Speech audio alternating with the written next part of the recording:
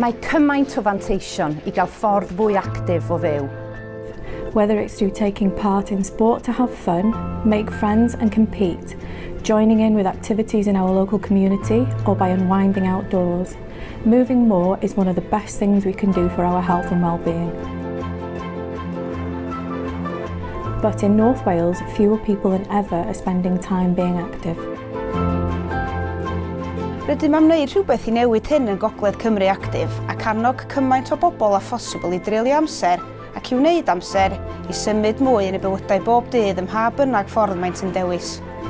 Gallai fod drwy gymryd rhan o chwaraeon, mynd i'r gampfa, dosbarth ffitrwy neu gweithgareddau, beicio neu fynd am dro neu wthio, neu gymryd camau bychain I symud mor aml ag y gallwn ni a dal ati I wneud. Mae yna rhywbeth I bawb yng Ngogledd Cymru a gallan ni ddim dewis cael byw mewn rhanbarth gwell I fod yn actif. From our stunning coastal paths to our beautiful beaches, lakes and forests, parks and mountains, and from our wonderful towns, villages to our welcome and diverse communities, we are home to some of the best places and spaces to spend time moving more. This is why Active North Wales is bringing organisations together to help more people benefit from the difference that being active can make to our bodies and minds through the fantastic opportunities we have across North Wales.